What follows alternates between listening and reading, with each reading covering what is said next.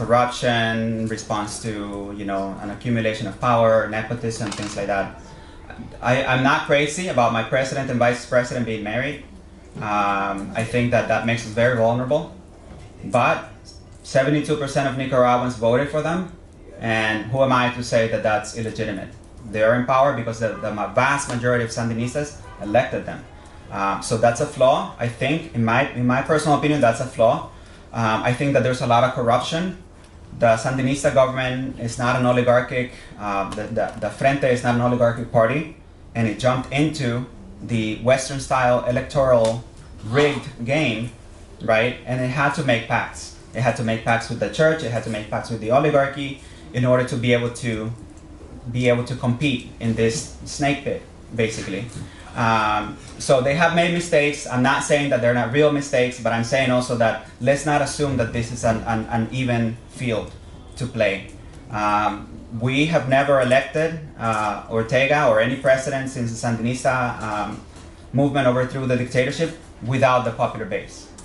And here, in the past 20 years, we've elected 2 presidents for whom who did not achieve a majority of the popular vote, right? We don't have primary elections overriding the popular vote. We don't have super delegates. We don't have all these basically filters to ensure that the popular vote is not the defining factor. So do we have flaws? Absolutely, we have flaws. But let's look at things in perspective, and let's recognize that this is not an even field to play, this rigged democracy game. And I think that there is room for reforms, but we need to beat the coup. And that's number one. We beat the coup, and then the opposition can build a political party, and they can offer actual reforms, and then we can talk about changes, and then we can talk about corruption, which is widespread. To the abortion question, that was a unanimous vote. The Nicaraguan society is highly religious, it's highly Catholic, it's actually 50% Catholic, 50% Protestant. They're not pro-choice, the vast majority of them. The government was not in power. The Sandinista government was not in power. This was a law that was passed under Bolaños. And what the Sandinistas did was that they made a deal with them that they would not show up. And so a lot of the Sandinista deputies did not show up. If you look at the vote, it's 100% unanimous. What the Sandinistas did once they took power was to not enforce the anti-abortion law. And so not a single person, not a single doctor has been prosecuted because of this law under Sandinista rule. So people do get abortions. Let's have a show of hands. I don't know for sure. What I do know is that people are not getting persecuted for getting abortions or for practicing abortions. Okay, I want to see show of hands. How many questions are there? 1, 2, 3, 4. 1, 2, 3, 4, 5, 6, 7. 7 people have raised their hands. So I want to skip very quickly. Is there anybody else in that row, 4th row? Okay, you're next. Yeah. Well, I'm curious. So keep the question short. All the money laundering and weapons laundering and all this stuff they're getting a hold of, and I realized, oh yeah, there's a bunch of those heavy weapons that the Republicans have given to the police. And there's so many different divisions in the police and National Guards and things. I think they're covering it all up, and then they're slipping the weapons into the Nicaraguans, to the rebels in Syria, and all that stuff. So let's take several questions. 3 questions at a time. Do you have a pen? I can maybe take note of what they're asking. You have a pen here, and you can take some paper there and make a note. Okay, so who's the next hand in the back in that row? Yes, you're next. Could you talk a little bit about Venezuela and the similarities or differences? Venezuela. Okay. I need to study more the Venezuela case, but I know that the Sandinista government has learned a great deal from it. I think it's tied to the Venezuelan economic model. You have to remember that for 50 years, Venezuelans did not benefit from oil revenues, and President Chavez changed that. President Maduro has continued that. There are a lot of lies that are told about Venezuela, or half-truths that are told out of context about extreme poverty, people starving, things like that, that have been used, to create this image of like this horrible dictatorship that doesn't care about the poor. It's the exact opposite. And I think that Venezuela, with its oil, leading ALBA and leading basically a movement for regional sovereignty, has basically made itself the main target of regime change, U.S. Finance regime change in the United States. The tactics on the ground are exactly the same. Students, student-led movements, NGOs behind it, the money trail is the same. The opposition, the oligarchs, the people who are exploiting the oil and leaving people out of the profits, they're all basically the political arm. They have no base, no popular base. And what we hear about Venezuela could be shocking, but if you look at what's happening in Colombia, if you look at what's happening in Mexico, there's absolutely no comparison, right? If you look at crime, if you look at economy, if you look at number of poor people, there's absolutely no comparison. You look at the tactics, they're burning Chavistas, they're burning people who are anti-opposition. It all happens in poor neighborhoods. In Nicaragua, not a single rich neighborhood has been affected, except for one time. That was a mistake and it created a big uproar. But class struggle pretty much is the same. The poor people in Venezuela began noticing that, hey, why you always bring your operation here to our neighborhood? You need to go, because it was always poor people. The debt, that's a huge tool that they have, but it's only poor. It's only the poor who pay. And so the burning of people, the intimidation, they had these cables that they put so people on motorcycles would get decapitated, fear tactics, weaponized fear tactics, basically using the criminal element, and then this massive media campaign overseas. It's almost the same. Okay, so raise hands again. 1, 2, 3, 4. So I'll take those two people. Yes, go ahead on the right. No. I heard your debate on. I heard your debate on Democracy Now! With Daniel Ellsberg's son, and this presentation is much more thorough, and I'm wondering what is your perspective on how he came to be somewhat uninformed in the way, and he has the progressive credentials and so on. So tell me a little bit about what you learned of him. Has he since learned some of the details you presented here today? Let's take one more question. Okay, in the same row. Yeah, two. Yeah, I'm Patsy Lopez, known as Mama C here at the library. I am the carekeeper of this space, which is for all the people. Everybody who stayed, because what they want to do is drive people away.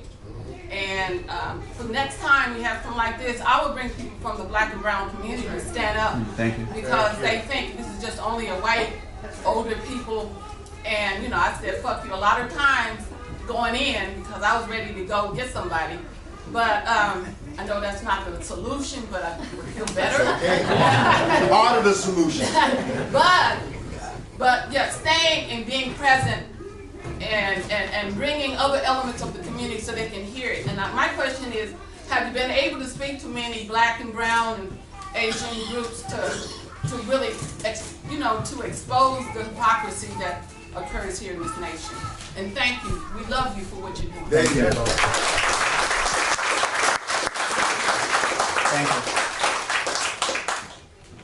When I've spoken with black people, they've generally agreed with me, or at least listened to me. Brown people are mostly Latin Americans in Miami, where I live. And this is the capital of right-wing Latin Americans, basically. Not just for the people, the immigrants, but also the Cuban exile, the people coming from Venezuela with a lot of wealth, people coming from Brazil, people coming from Argentina. They're not the progressive types. So I'm not really doing a whole lot of speaking in Miami because it's very risky, it's very dangerous. I'm only doing, if somebody invites me and they're able to pay me to go somewhere because I don't have money to pay for my own plane ticket. So I have not been really seeking groups. I'm not connected to the government. I don't get paid by the government. And so it's been really difficult being, on one hand, the only person speaking out on behalf of Nicaragua and the Nicaraguan people, a different perspective. So I've not had a huge chance, but I would like to. Okay, there are two more questions. Yeah, go ahead. What was the question? Oh, sorry. Yeah, the second question. Yeah, I beg. Oh, yeah, Dan Sorry. Ellsberg. So he's the grandson of Dan Ellsberg. He's the son of Mary Ellsberg. who lived in Nicaragua for some time, married a Nicaraguan, had Julio, that's his name, and I believe he lived there until the age of 5 and then returned to the US. And he's part of that very well-known progressive family, the Ellsberg family. I believe his mother is a well-known activist in DC. I also think that they take USAID money. She said as much herself. And I know that Julio, being a half Nicaraguan, half American citizen, works and gets paid by US agencies to travel to Nicaragua and then advise young college students in Nicaragua on how to peacefully overthrow their democratically elected president. So I didn't know that because they didn't tell me who I was debating until the last minute. I had no idea who Julio was. I was somewhat disappointed because Dan Ellsberg and I have always had a really good relationship. Democracy Now! And I have always had a very good relationship, and you know, I felt like the playing field was not very even either. I could not see what was happening in the studio. They asked me what I was going to say. I provided them with a ton of material that they showed nothing. So it wasn't a very even debate. But I didn't know anything about him. I know a little bit more about him now. We're not friends. We're not in touch. Have you talked to Daniel? He lives in the Bay Area. Okay, I have No. Yeah, go ahead. Okay. My name is Juan Lopez, and I'm an Argentinian who is progressive, left-wing, but I've been here since I was 11. Anyway, I want to thank you, first of all. It was a terrific presentation, and it's good to hear the truth. I think that as important as it is for us to hear you and find out what the truth is about what's happening in Latin America, and in particular your country, our main responsibility in the U.S. is what are we going to do about changing U.S. foreign policy. Of course, it's more than just the foreign policy.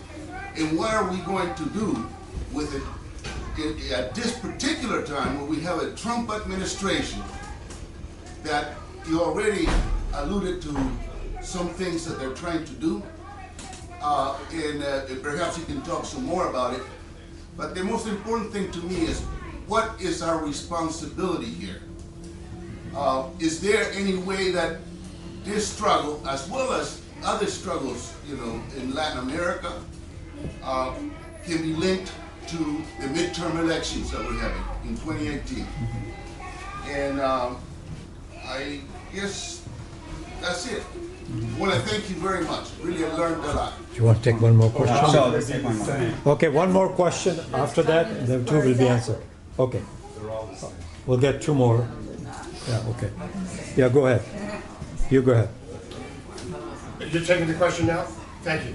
So we're in a class war. Have always been in a class war. It will not end. It is a class war. You need to forget this. They don't talk about working class in this country. They talk about middle class people. I would say to everybody who has fallen under that amnesic spell, if you're in the middle class, what are you in the middle of? And what's holding you up? One question is, how do we relate? How do we join the dots? I grew up in national health in the United Kingdom, where my father paid 1/25 of his earnings and never worried about anyone being sick. And that's a fact, never worried. We did not have the sickness of big worry. It has taken them, I'm going to be 70, it has taken them precisely 50 years, persistently, to chip away and dismantle and breed a lack of confidence in the system that worked for everybody. And that's what they're doing every day. The question is, as this brother said, what do we do from here going forward to assist in bringing forward truth, not as belief, but truth as fact, discernible facts, because you have facts not being talked about, not out there. What do we do from this point forward for you to get those facts forward? More questions? Or? No, if you want to take these two, then we'll take the last two Sure. questions. Okay, so call me cynical, but I don't think elections right now is a really good way to affect change, because we're dealing with not a president or a senator, or we're dealing with a political establishment that's controlled by the financial establishment, and that's not going to change depending on who we. In fact, I don't really think that Trump has much to do with what's happening in Nicaragua. This is the deep state. This is the NGOs operating under any party, under any administration. This will continue, no matter what. And so I don't think elections is the way to deal with this situation right now. I think that we need to take a good, hard look at ourselves as a left, American left and global left. I think that the left, by and large, has become neoliberalized, and they leftists throughout the world, they look at the world through a very neoliberal lens. Believe anything that Amnesty International says, Human Rights Watch, believe The Guardian as the progressive Western newspaper, and then believe the lies about countries that are doing something to break from the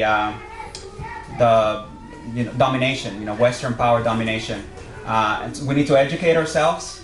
I did not know what was happening in Nicaragua a great deal. I supported the protests in the beginning as a matter of principle. I was not an anti-government, but people have a right to protest, people have a right to march, until I realized that this was basically a soft coup in motion.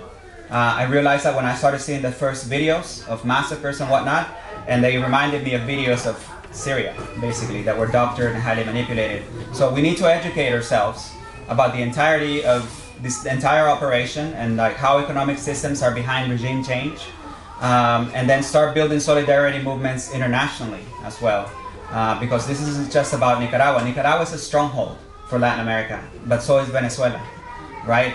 And so we cannot defeat this coup, and Cuba as well. Cuba actually has been pretty strong in not allowing this type of elements. But Venezuela and Nicaragua, we have opened ourselves a great deal, other Latin American countries as well. So I think that we need to build an international movement and educate ourselves, and I would call that a first step to reclaim the left. Reclaim the narrative. And to change the narrative as well. How do we, what was the second question? I'm sorry, I wrote something. That was it? Okay. All right. So we all have, actually we're running out of time, so how about 2 quick questions? Yeah, those 2. Great. There are 3 questions, and let's make it brief. Let's take all 3. I want to thank Camilo for bringing us together. It's very important what he says, the situation in Nicaragua. It is not a conspiracy theory to think that the United States is involved in Nicaragua. The United States has been involved in the elections that just had the right wing re-elected in Colombia. The United States is involved in the intent to kill Maduro this week, a few days ago. The United States is involved in deposing Rousseff and Lula in Brazil. Right. It's on and on. The United States was involved in Argentina in installing the right-wing government again in Argentina. It goes on and on and on and on. And the United States is responsible for the situation of Honduras and Guatemala, where people are having to come out as refugees and look for a place to live. And the list goes on and on and on. We here, what can we do? We really have to stand up to the United States and denounce the United States as an imperialist formation that is imposing a right-wing government in many countries. And Nicaragua should be our focus right now. I agree with that. And we really need to denounce what the U.S. is doing in Nicaragua. 2 questions, him first, and then the person there, and that will be the last 2 questions. Why don't you take those? Somebody has to be the one that says something out of line. How many people here were combatants in the Sandinista army? Because I was. In the what? I spent the last 3 years of the Contra War fighting in the Sandinista army. I carried a gun. I saw more people die than are in this room and outside. They were my co-workers. They were my students. They were members of our families. Right? I saw stacks of students put in the garage where we used to teach tractor training. And when we struggled in Frente Sandinista, we had a commitment to humanism. We had a commitment to an open society. And frankly, right now, I feel betrayed. Now, you said really good, pat answers to every last thing. I happened to be in Managua on a family visit when this protest movement broke out. And I'm not saying that that protest movement is a bunch of angels, and I'm not saying that a lot of what you said isn't true, but it's half of the story, right? And the idea that the Frente Sandinista as it exists today does not commit acts of repression, I don't buy it, right? I don't buy it at all. And you guys said that you want to have the discussion of this. Well, I challenge you to bring me back. Because I don't live somewhere else. I live right down the street over here. I attend meetings here. I work in activism here in Oakland. My union doesn't just have people who commit errors in it. You have people who committed crimes. Okay. And that was when it fucked us up the most. And right now, it doesn't do our movement any good to attach ourselves to crimes. Everything you said about what the United States does fucking over Central America, I believe it. I've seen it, I've lived it, and I don't really need lectures from people about the fact that the United States fucks with Latin America. I spent 8 years of my life fighting this, right? Don't talk to me about Ben Linder. Ben Linder was my employee, all right?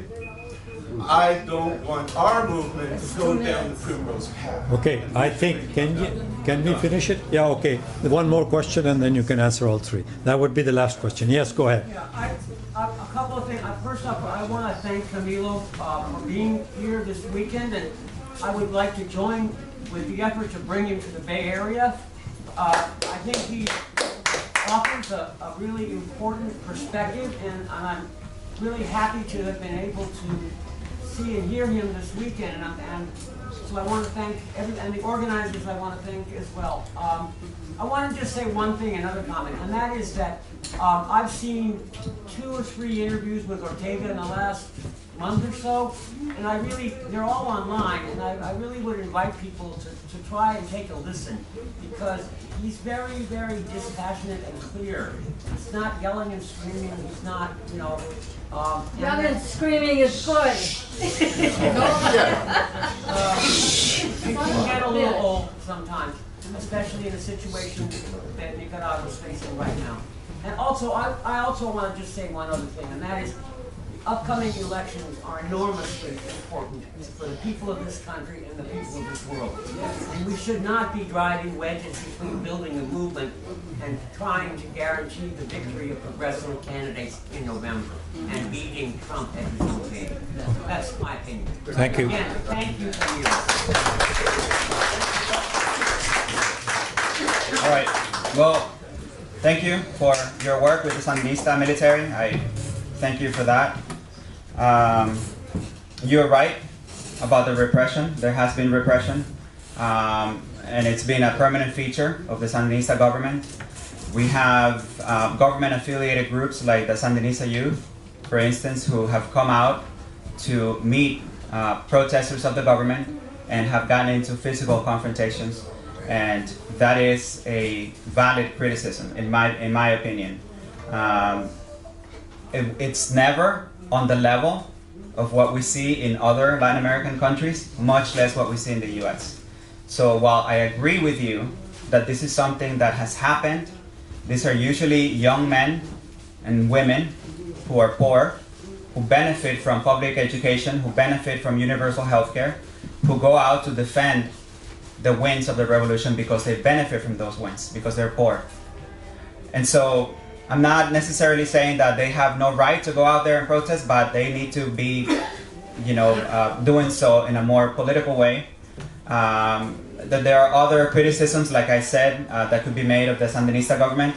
I am not going to get into that because I do not want to give any validity to the idea that we're seeing what we're seeing in Nicaragua because there's corruption and repression and all of that. I think that what we're seeing in Nicaragua because it represents a threat to imperialism. And I'm going to focus on that. Again, I think what I have said to members of the opposition is, look, there are a lot of Sandinistas who would like to see change, an opening in leadership in the party, more political work. We want the people to be a stronger actor of change in our country. There are things that are definitely up for renewal. We need to revise a lot of our practices, a lot of our institutions, but not through this type of regime change operation. We don't need to burn the country down to effect good change in our country. And so we need to point that out. I agree with the elections. I mean, let's continue helping people who want to seize power through elections. I don't think it's the way, but I think it's one of many ways that, could help us, eventually, create something from the ground up. I think that the elections is basically a very rigged game controlled by money, by a lot of money and media. And so we should not be upholding the electoral game as like our main strategy for affecting real popular change. But we should continue with campaigns, rights restoration, for instance, for people with former felony convictions and things like that. Absolutely, let's continue doing that work, but I don't think that that's my role right now. I think that there's a lot of other things that we could do to start affecting change from the ground up. Elections are not a ground up mechanism to affect change. I applaud you for the work that you're doing, any electoral work. I think it's important, but I think that we need to really educate ourselves and we need to shift the left towards the left again. Okay. Hold on. Thank you, Camilo. To close the program, I invite Rick Sterling to speak here. Just 2 points. One is that in the program, on the back of the program, there are good information sources. We recommend people check those out. In addition, Camilo has his own website, which is very good to look at, CamiloEMejia.com. The second point is that we've had a very good, peaceful education event. We want to keep it that way. For exiting, there are 2 doors, 2 ways out in the back, the door there as well as a door on the side. We recommend people can just depart by those 2 doors out front. And we want to keep it peaceful. Don't be provoked into anything. We've had a very good event. We want to thank the Marxist Library for hosting today, and especially Camilo Mejia for coming out here.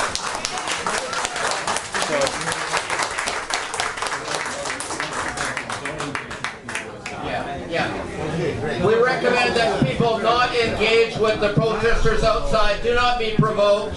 We're not going to change their mind, and we've heard Camilo's story here today. Thank you very much.